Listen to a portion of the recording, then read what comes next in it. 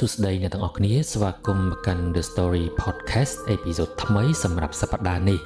យ៉ាងណាហើយទៅដល់ណាហើយសុខសប្បាយអត់អ្នកទាំងអស់គ្នាបាទមួយរយៈនេះខ្ញុំរវល់ច្រើនខ្លាំងមែនទែនតោះថ្ងៃនេះគឺយើងនិយាយពីបន្ទប់សន្តាគារ404អ្នកទាំងអស់គ្នាមនុស្សជាច្រើនណាបានគិតថាអ្វីដែលគួរឲ្យខ្លាចបំផុតនៅក្នុងសន្តាគារមួយ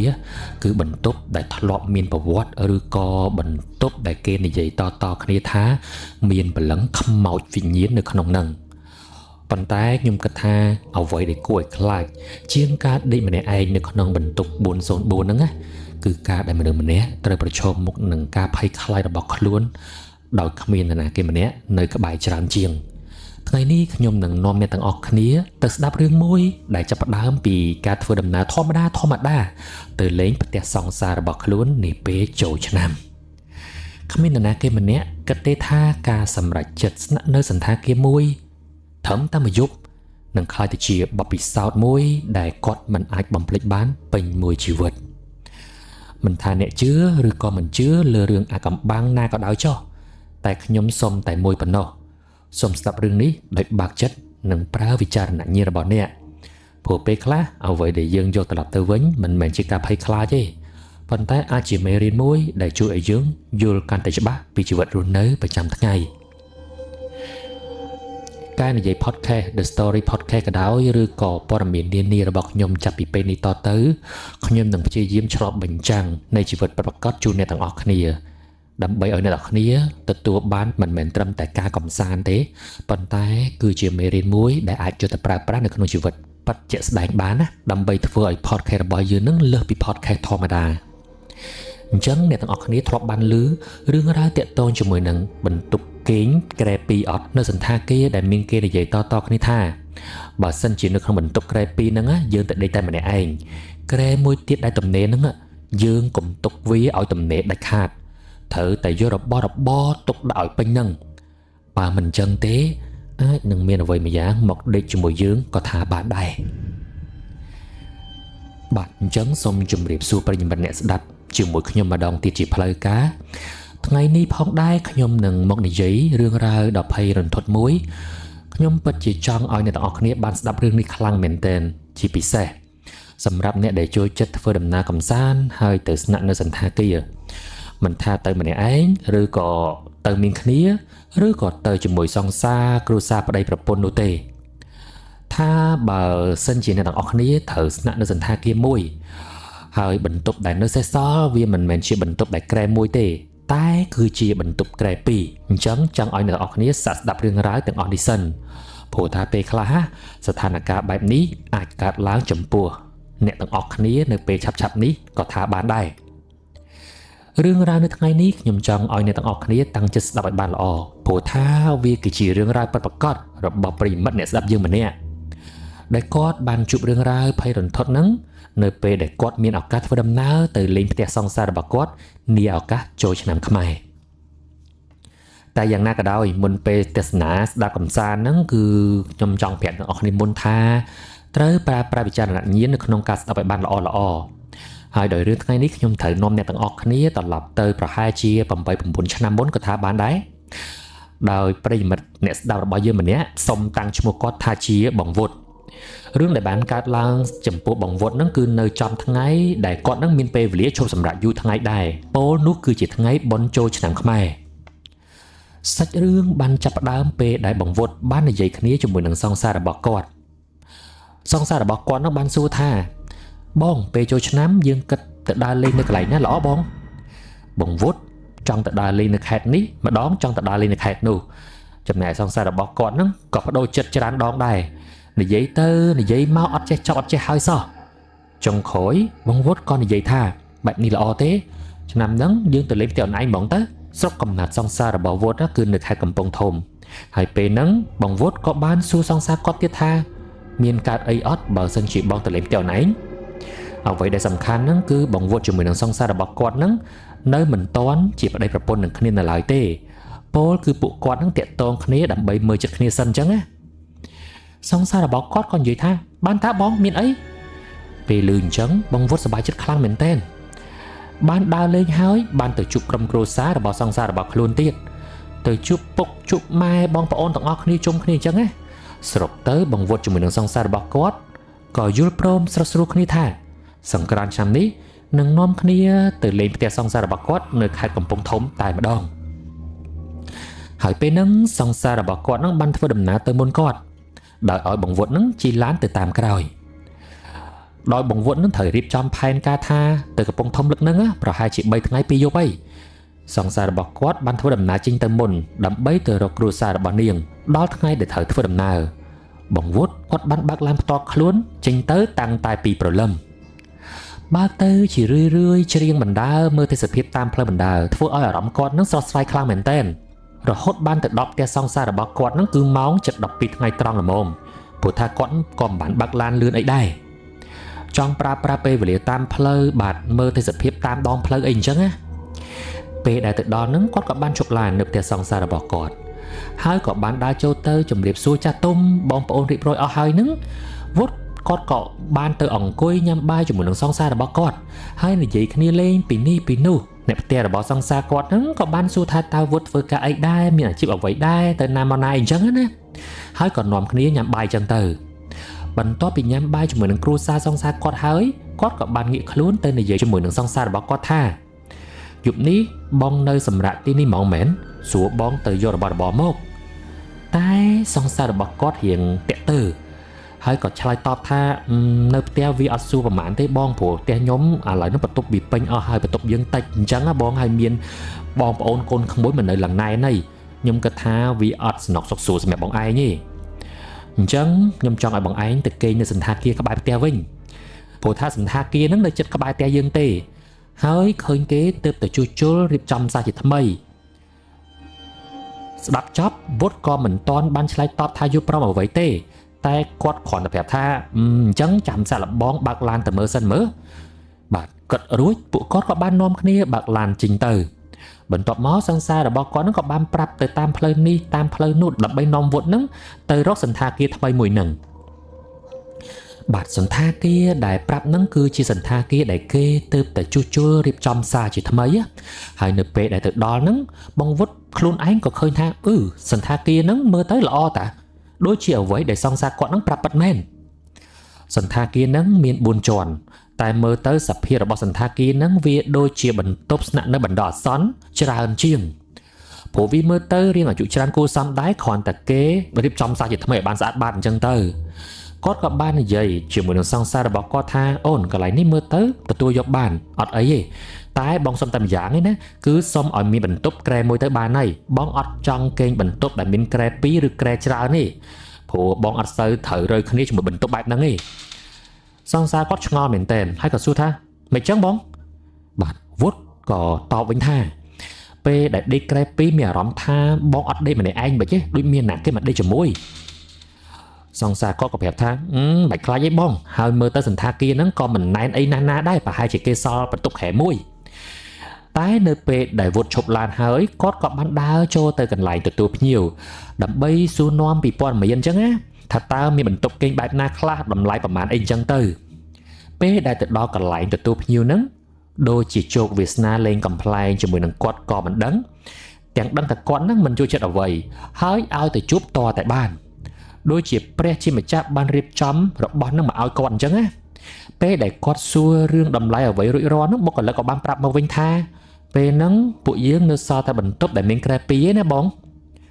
គាត់ក៏សួរបញ្ជាក់ម្ដងទៀតថាអត់មានសល់បន្ទប់ក្រែ1មែនបុគ្គលិកក៏តបវិញថាពេលនេះសន្តាគារនៅសល់តែបន្ទប់ក្រែ2ទេព្រោះសន្តាគារទើបតែជួសជុលរួចមានលក្ខណៈថ្មីស្រឡាងអញ្ចឹងមានមនុស្សមកចូលស្នាក់នៅច្រើនបងប៉ុន្តែបើសិនជាមានភ្ញៀវណាចេញទៅមុនចាំគាត់ប្រាប់ពេលហ្នឹងសង្សាររបស់គាត់ហ្នឹងក៏ងាកមកមើលមុខគាត់ហើយក៏សួរវុតថាបងមិនដែរបន្ទប់ខែ2អញ្ចឹងអូខេអត់បង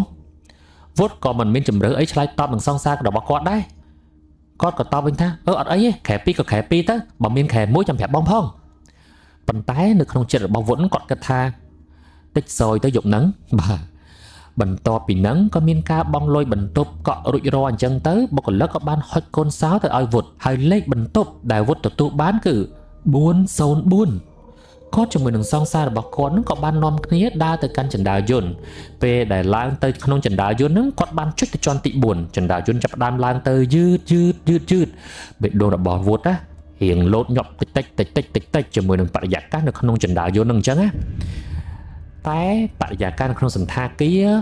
វាមិនធ្វើឲ្យវុឌ្ឍគួរឲ្យខ្លាចអីប្រហែលទេព្រោះថាគេទៅតែជួសជុលថ្មីដែរវាមើលទៅស្អាតមើលទៅថ្មី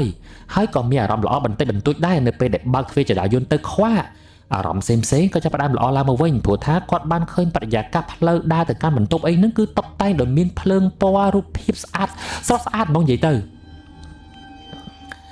ហើយនៅពេលដែលដើរទៅជារឿយរហូតដល់មុខបន្ទប់ខ្លួនឯងបន្ទប់លេខ404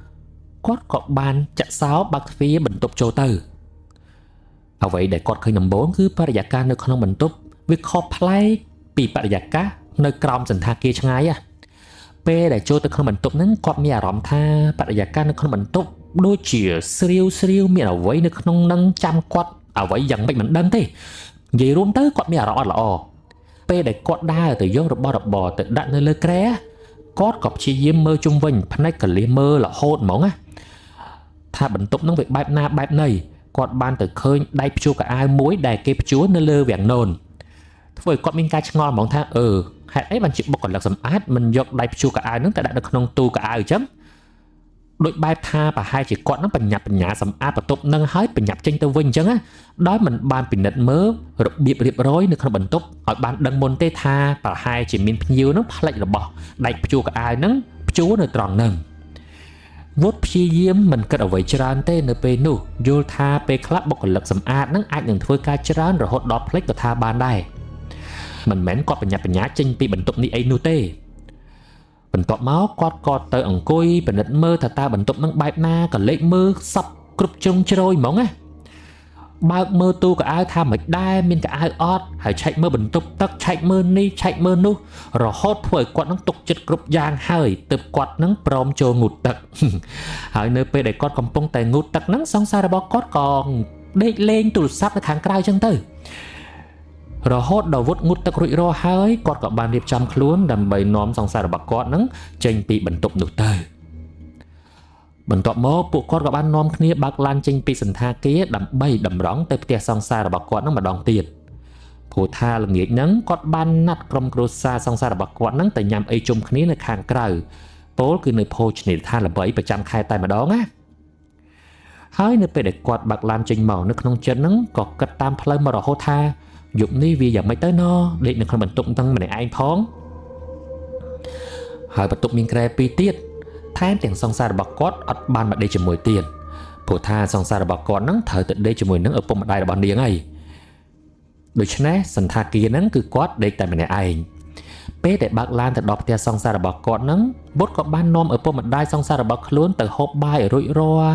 បាទនិយាយលេងពីនេះពីនោះនៅភោជនីយដ្ឋានដល់ល្បីប្រចាំខេត្តកំពង់ធំតែម្ដងរហូតដល់យប់ជ្រៅហើយដែរពួកគាត់ហ្នឹងក៏បានត្រឡប់មកផ្ទះវិញបាទវុឌ្ឍក៏បានជូនសង្សារឪពុកម្ដាយរបស់គាត់នឹងត្រឡប់មកផ្ទះវិញអញ្ចឹងណាហើយក៏ចេញពីនឹងជម្រាបលាបន្ទាប់មកគាត់ក៏បើកឡានទៅសន្តាគារវិញហើយដូចដឹងស្រាប់អញ្ចឹងលើកនេះគាត់ត្រឡប់មកវិញតែម្នាក់ឯងទេគាត់មានអារម្មណ៍ថាកាន់តែច្បាស់ឡើងយ៉ាងម៉េចមិនដឹងទេព្រោះថាបរិយាកាសវាគួរឲ្យខ្លាចវាកាន់តែខ្លាំងទៅគឺវាខុសប្លែកពីអ្វីដែលពេលដែលគាត់នឹងមកមើលសន្តាគារនឹងជាមួយនឹងសង្សាររបស់គាត់ដោយសារតែនៅតាមផ្លូវមុននឹងចិត្តដល់សន្តាគារហ្នឹងចាប់ផ្ដើមធ្លាក់អាប់ហើយខ្យល់ធ្លាក់ចុះត្រជាក់ខ្លាំងមែនទែនពេលយប់ហាក់ស្ងាត់ចម្លែកខុសធម្មតាតែគាត់ព្យាយាមមិនគិតអ្វីទាំងអស់ពេលទៅដល់គាត់ក៏ចតឡានហើយដើរចូលទៅក្នុងនឹងសម្លឹងមើលបរិយាកាសជុំវិញសន្តាគារវាខុសពីពេលថ្ងៃខ្លាំងមែនទែនពេលយប់គ្រប់យ៉ាងមើលទៅស្ងាត់ចងំបុគ្គលិកទទួលភ្ញៀវមានតែម្នាក់ទៅទៀតហើយគេកំពុងតែអោនសរសេរអ្វីម្យ៉ាងមិនបានចាប់អារម្មណ៍ជាមួយនឹងគាត់ទេថាមានភ្ញៀវដើរចូលមកពេលដែលគាត់ចុចចណ្ដាលយន្តឡើងទៅគាត់ចាប់អារម្មណ៍ដឹងថាចណ្ដាលយន្តឡើងទៅបែបយឺតវឺតបាទរហូតដល់ទៅជាន់ទី4ពេលដើរចេញពីចណ្ដាលយន្តហ្នឹងគាត់ឃើញថាសភាពតាមផ្លូវមុនទៅដល់បន្ទប់គាត់ប្រែទៅជាអាប់មើលទៅដូចជាសន្តាគារចាស់ទៅវិញ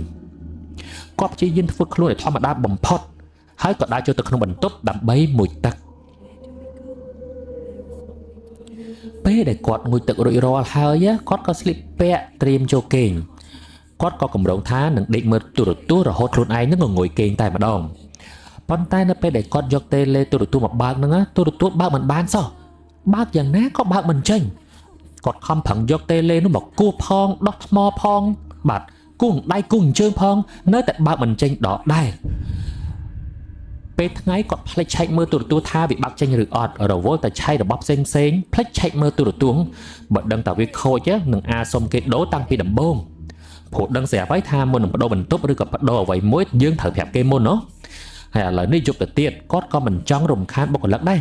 ដឹងច្បាស់ថាពេលយប់វាប្រហែលជាមិនមានជាងណាមកធ្វើឲ្យកើតទេគាត់ក៏សម្រេចចិត្តថាអញ្ចឹងមិនអីទេដេកយកហ្មងទៅចុងក្រោយវុតក៏សម្រេចចិត្តចូលដេកដោយបើកភ្លើងមួយទុកចោលគាត់បិទភ្នែកបានបន្តិចសុកស្រាប់តែគាត់បានឮសូរសំឡេងដូចជាមានមនុស្សមកដេកនៅក្បែរខាងដែលវាជាក្រែនៅម្ខាងទៀតអញ្ចឹងគឺសំឡេងដូចជាមាននរណាគេម្នាក់ដាក់ខ្លួននៅលើក្រែនោះ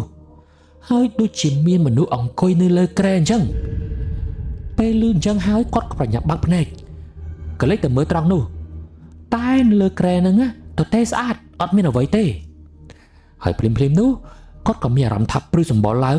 គាត់មានអារម្មណ៍ប្លែកឡើងហ្មងគាត់ក៏បានព្យាយាមបិទភ្នែកបន្តទៀតបន្ទាប់ពីបិទភ្នែកសង្ងំគេមិនបានយូរទេអត់ដល់15នាទីផង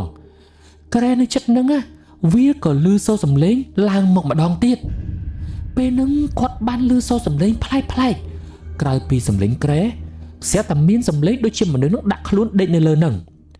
ហើយសារនេះដូចជាសំឡេងក្បាលក្រែបុកទៅនឹងជញ្ជាំងឮសូរទឹកអារម្មណ៍ដូចថាមានមនុស្សយកក្រែហ្នឹងទៅបុកនឹងជញ្ជាំងអញ្ចឹងឮសូរតែទឹកគាត់ក៏កលេចមើលទៅក្រែនឹងម្ដងទៀតហើយក្រែដែលគាត់កំពុងតែដេកហ្នឹងគាត់មិនបានកម្រើកទេហើយក៏មិនបានរង្គើដែរនៅក្នុងចិត្តពេលហ្នឹងគាត់គិតតែបិទភ្នែកអញ្ចឹងហើយគិតក្នុងចិត្តថាប្រកាសខ្លាំងមែនទែនដោយសារតែគាត់ដេកបែរខ្នងទៅម្ខាងពីក្រែហ្នឹងអញ្ចឹងគាត់ក៏បានទាញយកទូរស័ព្ទរបស់គាត់មកដាក់នៅនឹងមុខគាត់ល្មមហើយពេលហ្នឹងអត់គិតអីច្រើនទេគាត់បានចុចទូរស័ព្ទទៅរកសង្សាររបស់គាត់ដើម្បីកុំឲ្យខ្លួនឯងហ្នឹងភ័យអញ្ចឹងហើយបើក speaker ខ្លាំងតែម្ដងដោយពេលហ្នឹងដឹងគាត់និយាយមិនអត់គាត់និយាយប្រាប់សង្សារគាត់ត្រង់តែម្ដងថាអូនណាបងត្រូវខ្មោចលងសង្សាររបស់គាត់ញាក់ផ្អើលខ្លាំងមែនទែនហើយក៏តបថាបងជប់ស្មានហ្នឹងហើយបងឯងកុំលេងសើចមើលបងឯងត្រូវខ្មោចលងមែនគាត់និយាយជាមួយសង្សារគាត់ថាពិតអូនបងអត់កុហកអីបងត្រូវខ្មោចលងគាត់បាននិយាយហេតុការណ៍ទាំងអស់ឲ្យសង្សាររបស់គាត់ស្ដាប់ហើយសង្សាររបស់គាត់ក៏សួរថាអញ្ចឹងបងឯងនៅបានអត់ឬក៏មិនបងពេលហ្នឹងគាត់ក៏បានឆ្លើយតបវិញថាមិនដឹងដូចគ្នាអូនព្រោះថាមិនដឹងថាជួបអាខ្លាំងជាងនេះឬអត់បើប៉ុណ្ណឹងបត់ខ្លាចទេព្រោះធ្លាប់ជួបហើយតែបើធ្ងន់ជាងហ្នឹងប្រហែលជាធ្លាប់នៅអត់បានដូចគ្នាគាត់ក៏បានសួរតទៅសង្សារគាត់វិញថាអូនតើសន្តាគារហ្នឹងអូនឯងធ្លាប់ដឹងថាមានប្រវត្តិខ្មោចលងអីអត់ពីមុនមកសង្សាររបស់គាត់ក៏តបថាអត់ទេបងអត់ដែលឮទេធ្លាប់តែឮពីមុនមកថាជាសន្តាគារចាស់មួយតែឥឡូវគេជួសជុលរៀបចំសារជាថ្មីអញ្ចឹងស្រាប់តែពេលដែលគាត់កំពុងតែនិយាយគ្នាជាមួយនឹងសង្សាររបស់គាត់ហ្នឹងអាក្រែនៅម្ខាងទៀតហ្នឹងចាប់ផ្ដើមរង្គើជារឿយហើយបង្កសំឡេងទឹកដោយសំឡេងក្រែដែលមានចលនាបុកទៅនឹងជញ្ជាំងហ្នឹងវាបានលឺសំឡេងចេញមកចូលទៅក្នុងទូរស័ព្ទដែលគាត់កំពុងតែនិយាយជាមួយនឹងសង្សាររបស់គាត់តែម្ដងហើយសង្សាររបស់គាត់ក៏សួរថាជប់បងសំឡេងអីហ្នឹងគាត់ក៏បានប្រាប់ថាហ្នឹងហើយអូនសំឡេងហ្នឹងឯងបងប្រាប់មុនឯងពេលហ្នឹងវុតខ្លួនឯងហ្នឹងក៏មិនដឹងធ្វើម៉េចដែររហូតដល់សង្សាររបស់គាត់ប្រាប់ថាបងចាំតិចអញ្ចឹងខ្ញុំទៅសួរក្មួយខ្ញុំសិនខេលោកក្មួយខ្ញុំអាចទៅគេងជាមួយបងឯងបានណាបន្ទាប់មកសង្សាររបស់គាត់ក៏បានដាក់ទូរស័ព្ទចុះហើយក៏បានទេទៅរកក្មួយរបស់គាត់ព្រោះដើម្បីសួរថាអាចទៅដេកជាមួយនឹងវុតបានដែរឬអត់នៅយប់ហ្នឹងពេលដែលដាក់ទូរស័ព្ទចុះហ្នឹងវុតក៏បានដេកបិទភ្នែកដេកស្ដាប់សំឡេងក្រែដែលបុកនឹងជាងទឹកនឹងរហូតតែម្ដងដោយប្រាប់ចឹងត្រឹមតែប៉ុណ្្នឹងគឺវុតអាចទ្រាំទ្របានដោយសារតែគាត់ប្រាប់ថាគាត់ធ្លាប់ជួបអាធ្ងន់ជាងហ្នឹងចាំទូរស័ព្ទសង្សាររបស់គាត់នឹងយូរពេករហូតដល់គាត់នឹងមានអារម្មណ៍ថាទ្រាំបានទៀតទេធ្វើមិនល្អពេលហ្នឹងគាត់ក៏សម្រេចចិត្តងើបចេញពីបន្ទប់នឹងភ្លាមតែម្ដងរៀបនឹងងើបទៅហើយណាសង្សាររបស់គាត់ក៏ទេមកវិញ គាត់ក៏ប្រញាប់ទទួលលេខសង្សាររបស់គាត់ព្រោះដើម្បីស្ដាប់ព័ត៌មានល្អថានឹងមាននរណាគេម្នាក់មកដេកជាមួយគាត់នៅយប់ហ្នឹងអញ្ចឹងណាតែអ្វីដែលសង្សាររបស់គាត់ប្រាប់ហ្នឹងគឺថាក្មួយនាងមិនអាចមកគេងជាមួយនឹងវុឌ្ឍបានទេនៅយប់នេះព្រោះវាយប់ជ្រៅណាស់ទៅហើយវុឌ្ឍក៏ប្រាប់ថាអត់អីទេអញ្ចឹងគាត់អាចធំធប់បានប៉ុន្តែសង្សាររបស់គាត់ក៏ប្រាប់ថាបងឯងសាកទៅសុំគេដូរបន្ទប់ទៅគេលោកគេដូរឲ្យបានណាវុឌ្ឍក៏ប្រាប់ថាអូខេចាំគាត់ទៅសួរគេសិនហើយក៏បិទទូរស័ព្ទទៅវុឌ្ឍខ្លួនឯងហ្នឹងក៏បានដេកកាន់ទូរស័ព្ទព្យាយាមមិនគិតអ្វីទេធ្វើយ៉ាងម៉េចល្អគួរបដូរបន្ទប់ឬក៏មិនគឺគាត់នៅស្ទាក់ស្ទើរអញ្ចឹងណាព្រោះថាយប់ហើយព្រោះថាយប់ហ្នឹងបើដើរចុះទៅក្រោមប្រាប់គេគាត់ខ្លាចត្រូវខ្មោចលងតាមផ្លូវហើយក៏មិនប្រកាសដែរថាពេលដែលដូរបន្ទប់ហ្នឹងអត់ជួបខ្មោចលងមកតង់ទៀតអញ្ចឹងណាជាពិសេសហ្នឹងអ្វីដែលគាត់ខ្លាចបំផុតខ្លាចជួបខ្មោចនៅក្នុងចណ្ដើរយន្តតែម្ដងចប់មិនខានពេលហ្នឹងគឺគាត់ងងុយក៏ងងុយតែមិនដឹងធ្វើម៉េចក៏សម្រេចចិត្តលើកចុងក្រោយហើយគាត់ព្យាយាមងាកទៅមើលថាតើអាក្រែដែលលឺសូរទុបហ្នឹងវាមានអីកាត់ឡើងឬអត់ពេលដែលគាត់បែរទៅក្រែមួយនោះគ្រប់យ៉ាងបែរជាស្ងប់ស្ងាត់លែងលឺសំឡេងតែម្ដងក្រែហ្នឹងមើលទៅមានរបៀបរៀបរយអត់មាននរណាគេដេកនៅលើហ្នឹងហើយសំឡេងដែលដូចមនុស្សអង្គុយងរួនវាហ្នឹងណាគឺអត់មានបន្តទៀតទេអត់មានស្លាកស្នាមអត់មានអ្វីទាំងអស់ក្រែនៅមួយកន្លែងរហូតដល់ចុងក្រោយវុឌ្ឍទ្រាំមិនបានគាត់ក៏បានដើរទៅទូខោអាវទៅយកកាបូបរបស់ខ្លួនឯងហើយនឹងរបស់ផ្សេងទៅដាក់នៅលើនឹងធ្វើឲ្យរញ៉េរញ៉ៃពេញហ្នឹងហ្មងណាហើយបន្ទាប់មកគាត់ដកខ្នើយមួយពីក្រែមួយហ្នឹងយកទៅដេកអោបទៀតដេកកលជើងអញ្ចឹងទៅហើយក៏និយាយជាមួយក្រែមួយហ្នឹងបែបថាក្រែនេះមិនតំណេទេមិនបាច់មកដេកទេអត់មាននរណាគេឲ្យដេកទេគាត់និយាយអញ្ចឹងនិយាយជាមួយគេចោលអញ្ចឹងទៅពេលដែលគាត់និយាយបែបហ្នឹងរួចហើយគាត់ក៏ព្យាយាមសង្ងំបិទភ្នែកដេកទៅស្ថានភាពក៏មើលទៅល្អឡើងមកវិញប៉ុន្តែដេកបានតែបន្តិចវាមិនមានសម្លេងដូចមនុស្សអង្គុយមិនមានសម្លេងក្រែបុកជញ្ជាំងទៀតទេពេលដែលកំពុងតែដេកហ្នឹងគាត់គិតក្នុងចិត្តថាបើគិតអញ្ចឹងតាំងពីយូរអញរកអីមកដាក់ឲ្យវារញ៉េរញ៉ៃបាត់ទៅហើយតែពេលដែលដេកបានតែបន្តិចគាត់ត្រូវភ្ញាក់ឡើងម្ដងទៀតព្រោះថាលើកនេះមិនមែនសម្លេងចេញមកពីក្រែបន្តទៀតទេតែវាគឺជាសម្លេងដូចជាទឹកស្រក់ចេញពីបន្ទប់ទឹកវាដូចជាមនុស្សកំពុងតែបើកទឹកនៅក្នុងបន្ទប់ទឹកហ្នឹងអ្នកទាំងអស់គ្នាគឺថាមាននរណាគេម្នាក់នៅក្នុងបន្ទប់ទឹកមិនខានដោយសារតែងងុយគេងពេកទើបវុឌ្ឍធ្វើជាមិនខ្វល់តែម្ដងទៅប៉ុន្តែនៅពេលដែលព្យាយាមបិទភ្នែកបន្តិចហ្នឹងណាស្រាប់តែលឺសូរសំឡេងតែជញ្ជាំងលឺចេញពីបន្ទប់ទឹកតែម្ដងលឺចេញមកខ្លាំងប៉ាំងដូចមនុស្សលាបាត់ដៃផ្ទះនឹងជញ្ជាំងបន្ទប់ទឹកហ្នឹងអញ្ចឹងណាអ្នកទាំងអស់គ្នាបាទធ្វើឲ្យវុឌ្ឍនឹងផ្ទុះភ្ញាក់ឡើងហើយស្ទុះក្រោកឡើងគាត់ក៏សម្រេចចិត្តក្រោកទៅមើលហ្មងបាទក្រោកទៅមើលបន្ទប់ទឹកហ្នឹងហ្មងព្រោះថាសំឡេងហ្នឹងវាលឺខ្លាំងពេកស្រាប់តែពេលដែលគាត់ទៅដល់បន្ទប់ទឹកហ្នឹងនៅក្នុងបន្ទប់ទឹកមើលទៅធម្មតាឥតនៅសាមតិចបន្ទាប់ពីគាត់ងូតទឹកហើយរួចកាលពីល្ងាចមិញហ្នឹងហើយពេលដែលបិទទ្វារត្រឡប់មកដេកវិញហ្នឹងដេកមិនទាន់បានប្រមាណផងអាសំឡេងគោះជញ្ជាំងប៉ាំងហ្នឹងក៏លឺឡើងម្ដងទៀតវុឌ្ឍគិតថាលើកនេះគឺគាត់គេងលេងបានហើយគាត់ក៏សម្រេចចិត្តថាបើកទ្វារចេញពីបន្ទប់នឹងតែម្ដងទៅខាងក្រោមបាទស្រាប់តែពេលដែលគាត់បើកទ្វារបន្ទប់ខ្លួនឯងចេញទៅក្រៅហ្នឹងស្រាប់តែគាត់ឃើញពីរអ្នកម៉ែកូនបាទមនុស្សពីរអ្នកម៉ែកូនហ្នឹងកំពុងតែធ្វើការចាក់សោចូលទៅក្នុងបន្ទប់គាត់ចឹងណាហើយស្រាប់តែគាត់ទាំងពីរអ្នកហ្នឹងក៏ភ្ញាក់ផ្អើលដែរនៅពេលដែលឃើញវុឌ្ឍបើកទ្វារចេញមកអញ្ចឹងហើយបងស្រីដែលជាម្ដាយហ្នឹងក៏បែរទៅសួរវុឌ្ឍថាអូសុំទោសអូនបងបង្កើតសម្លេងឲ្យឯងភ្ញាក់មែនវុឌ្ឍក៏ឆ្លើយថាអូអត់អីទេបងមែនទេបាទហើយភ្លាមហ្នឹងពេលដែលគាត់និយាយចប់ហ្នឹងទ្វារមិនទាន់បិទនៅឡើយទេទ្វារនៅចំហអញ្ចឹងណាខាងមុខគាត់នៅមានពីរអ្នកម៉ែកូនដែលកំពុងតែចាក់សោចូលទៅក្នុងបន្ទប់របស់គាត់តែគាត់ឮសូរសំឡេងអាផ្ទះជញ្ជាំងហ្នឹងឮសូរផាំងគាត់ឮច្បាស់តែអាសំឡេងហ្នឹងណាមើលទៅមានតែខ្លួនគាត់តែប៉ុណ្ណោះដែលឮព្រោះថាពីរអ្នកម៉ែកូនដែលនៅខាងក្រៅបន្ទប់ហ្នឹងអត់មានប្រតិកម្មអ្វីទាំងអស់រហូតទៅដល់ពួកគាត់ហ្នឹងចាក់សោចូលទៅក្នុងបន្ទប់អត់មាននិយាយអ្វីជាមួយនឹងវុឌ្ឍដូចគ្នាបាទអញ្ចឹងវុឌ្ឍដឹងច្បាស់ហើយថាមានតែគាត់តែប៉ុណ្ណោះដែលបានឮសូរសំឡេងហ្នឹងគាត់ក៏សម្រេចចិត្តដើរចេញពីបន្ទប់ហ្នឹងបិទទ្វារតែម្ដងហើយក៏សម្រេចចិត្តចុះទៅកន្លែងទទួលភ្ញៀវនៅពេលនេះម៉ោងប្រហែលជា2ឬ3យប់ទៅហើយទៅដល់កន្លែងទទួលភ្ញៀវគាត់ឃើញថាកន្លែងគេហ្នឹងបើកភ្លើងព្រឹមហើយបុគ្គលិកដែលនៅកន្លែងទទួលភ្ញៀវហ្នឹងមិនបាននៅកន្លែងហ្នឹងទេគាត់បាត់ទៅណាក៏មិនដឹង ពេលនោះគាត់មានអារម្មណ៍ថានៅកន្លែងទទួលភ្ញៀវគឺគាត់នៅតែម្នាក់ឯងមានអារម្មណ៍ថាខ្លាចជាងនៅក្នុងបន្ទប់ខ្លួនឯងទៅទៀតព្រោះថាបរិយាកាសខាងក្រោមវាទូលាយតែងងឹតដែលឃើញកន្លែងចតឡានឃើញព្រៃឃើញអ្វីផ្សេងគាត់ព្រឺសម្បល់ខ្លាំងមែនទែនគាត់ក៏សម្រេចចិត្តថាអត់បានទេនៅនេះវមកអាធ្ងន់អាធំជាងហ្នឹងក៏ថាបានដែរបាទធំមិនបានគាត់ក៏ត្រឡប់ទៅបន្ទប់វិញល្អជាងបន្ទាប់ពីត្រឡប់ទៅបន្ទប់វិញហើយពេលដែលគាត់បើកទ្វារបន្ទប់ចូលទៅដេកហ្នឹងអាសំឡេងគោះជញ្ជាំងនៅលឺអ្នកទាំងអស់គ្នាបាទនៅលឺទៅជារឿយផាំប៉ាប់វុតក៏សម្រេចចិត្តថាអត់ដេកទេគាត់នឹងមិនដេកទេយប់ហ្នឹងគាត់អង្គុយលើគ្រែលេងទូរស័ព្ទតែម្ដងគាត់ចង់ដឹងថាជំមើគេលេងគាត់ដល់កម្រិតណាបាទចិត្តសឿងដែរជំមើអាសំឡេងគោះជញ្ជាំងហ្នឹងវាឈប់លឺនៅពេលណាអញ្ចឹងណាតែវាមិនងាយដូចអ្វីដែលវុតគិតនោះទេព្រោះពេលដែលគាត់កំពុងតែអង្គុយចុចលេងទូរស័ព្ទបានបន្តិចចុងក្រែរបស់គាត់ហ្នឹងបាទអាចុងក្រែដែលគាត់កំពុងតែអង្គុយលេងហ្នឹងណា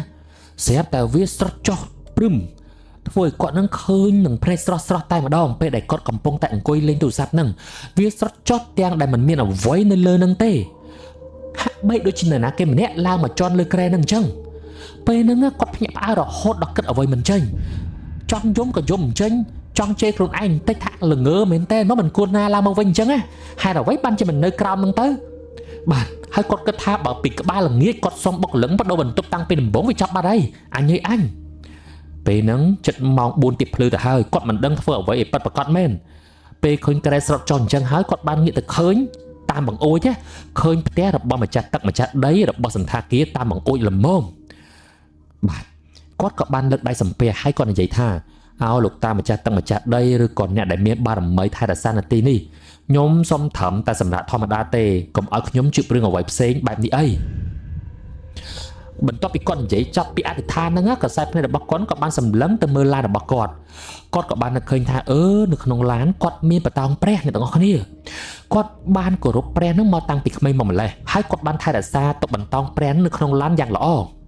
ពេលដែលនឹកឃើញបែបហ្នឹងគាត់ក៏ប្រញាប់បើកទ្វារចេញពីបន្ទប់ហ្នឹងចុះតាមចណ្ដាលកិច្ចអគិភ័យរត់ចុះទៅព្រោះដើម្បីទៅយកបន្តោងព្រះនៅក្នុងឡានហ្នឹងហើយពេលដែលគាត់យកមកក៏លើកដៃសំពះប្រាប់ថាសូមឲ្យព្រះជួយខំក្រងថែរក្សាកូនចៅផងព្រោះកូនចៅត្រូវគេលងអញ្ចឹងណាពេលដែលគាត់និយាយចប់ហ្នឹងគាត់ក៏យកបន្តោងព្រះខ្សែកព្រះហ្នឹងយកមកពាក់ហើយក៏ដើរចូលទៅក្នុងបន្ទប់សន្តាគារវិញពេលដើរចូលមកហើយចុចចណ្ដាលយន្តលើកនេះគឺគាត់មកចណ្ដាលយន្តណាគឺចុចឡើងមកបន្ទប់404នឹងឯង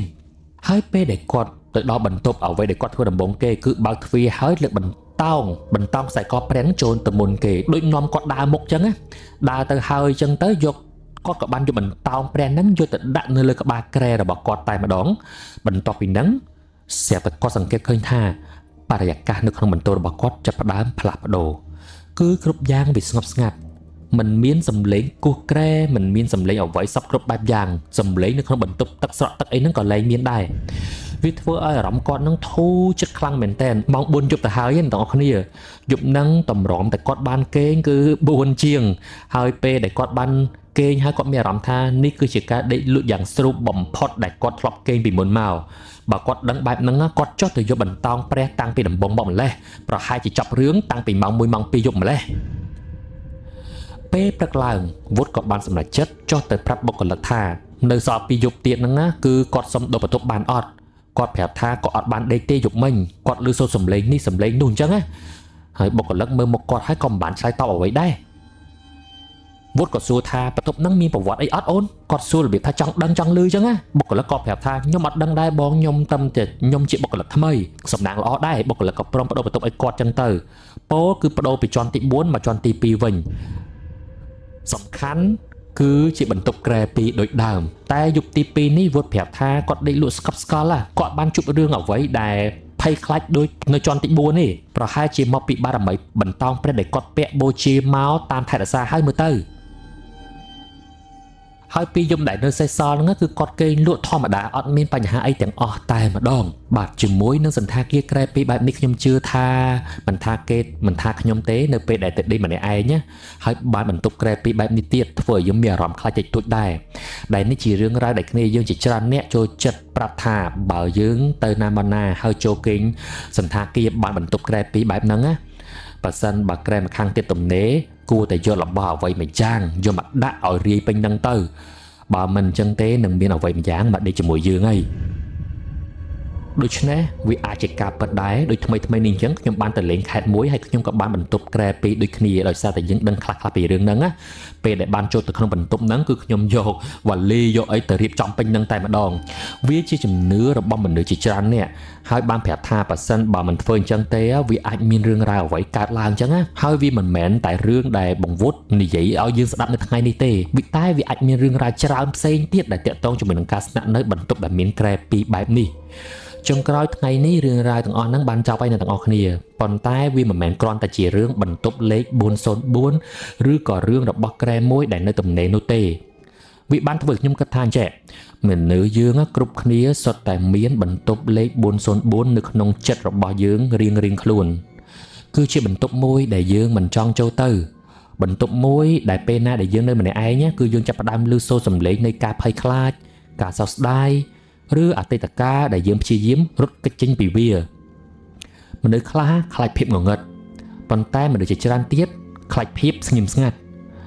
ព្រោះនៅពេលដែលគ្រប់យ៉ាងស្ងាត់គឺជាពេលដែលយើងចាប់ផ្ដើមឮសូរសំឡេងនៅក្នុងចិត្តរបស់ខ្លួនយើងសំឡេងដែលរំលឹកពីកំហុសសំឡេងដែលរំលឹកពីមនុស្សដែលបានចាក់ចេញទៅសំឡេងដែលរំលឹកពីពាក្យមួយឃ្លាដែលធ្លាប់ធ្វើឲ្យយើងឈឺចាប់ខ្ញុំសង្កេតឃើញរឿងមួយនៅក្នុងសាច់រឿងនេះគឺពេលដែលវុតកាន់តែខ្លាចគាត់កាន់តែឮសូរសំឡេងច្រើនឡើងគាត់ព្យាយាមបិទភ្នែកប៉ុន្តែសំឡេងអត់បាត់ទេ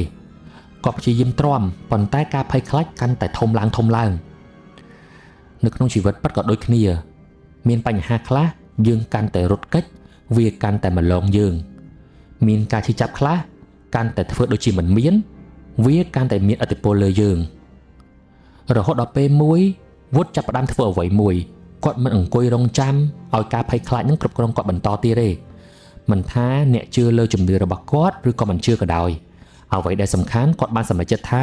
គាត់នឹងមិននៅស្ងៀមចាំឲ្យការភ័យខ្លាចគ្រប់គ្រងអារម្មណ៍របស់គាត់នោះឡើយ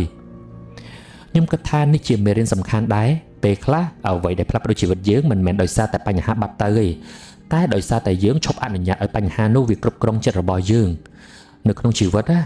អ្នកមិនអាចជ្រើសបានទេថាយើងនឹងជួបរឿងលំបាកឬក៏អត់ជួបប៉ុន្តែយើងអាចជ្រើសរើសបានថាតើយើងនឹងឆ្លើយតបចំពោះវាបែបណាអ្នកខ្លះចំណាយពេលពេញមួយជីវិតរស់នៅក្នុងភាពភ័យខ្លាចដែលមិនទាន់បង្កើតផងខ្លះទៀតមិនហ៊ានចាប់ផ្ដើមធ្វើអ្វីមួយព្រោះខ្លាចបរាជ័យអ្នកខ្លះមិនហ៊ានស្រឡាញ់នរណាគេម្នាក់ព្រោះខ្លាចការឈឺចាប់ខ្លះទៀតមិនហ៊ានផ្លាស់ប្ដូរជីវិតព្រោះខ្លាចអនាគតទៅបរាជ័យប៉ុន្តែការពិតការភ័យខ្លាចមិនមែនតែងតែមានដើម្បីបញ្ឈប់យើងទេពេលខ្លះវាគ្រាន់តែចូលមកសួរយើងថាតើអ្នកនឹងអនុញ្ញាតឲ្យវានឹងគ្រប់គ្រងជីវិតអ្នកឬក៏អ្នកនឹងនៅបន្តដើរទៅមុខខ្ញុំមិនដឹងថាថ្ងៃនេះអ្នកទាំងអស់គ្នាកំពុងតែមានបន្ទប់404អ្វីទេនៅក្នុងជីវិតរបស់អ្នកប្រហែលជាវាជាបញ្ហាការងារប្រហែលជាវាជាបំណុលឬក៏ជាទំនាក់ទំនងដែលមិនអាចដោះស្រាយឬក៏ប្រហែលជាការភ័យខ្លាចណាមួយដែលធ្វើឲ្យអ្នកនឹងមិនអាចនៅម្នាក់ឯងបានប៉ុន្តែខ្ញុំសង្ឃឹមថាបន្ទាប់ពីស្ដាប់រឿងនេះហើយអ្នកនឹងចងចាំរឿងមួយគឺពួកយើងប្រហែលជាមិនអាចជ្រើសរើសរឿងណាមួយឲ្យកើតឡើងចំពោះយើងបានទេប៉ុន្តែយើងអាចជ្រើសរើសមិនឲ្យការភ័យខ្លាចឬក៏រឿងអាក្រក់ទាំងអស់ហ្នឹងខ្លាចទៅជាម្ចាស់ជីវិតរបស់យើងបានចាប់ពីពេលនេះតទៅហើយមុននឹងបញ្ចប់អេពីសូតថ្ងៃនេះខ្ញុំចង់ទុកសំណួរមួយឲ្យអ្នកទាំងអស់គ្នាពិចារណាបើថ្ងៃណាមួយអ្នកត្រូវចូលទៅក្នុងបន្ទប់លេខ404ហ្នឹងនៃជីវិតរបស់ខ្លួនយើងអ្នកនឹងរត់គេចចេញពីវាឬក៏អ្នកនឹងដើរចូលទៅប្រឈមមុខជាមួយវាហើយចេញពីបន្ទប់នោះវិញខ្លាចជាមនុស្សដែលរឹងមាំជាងមុន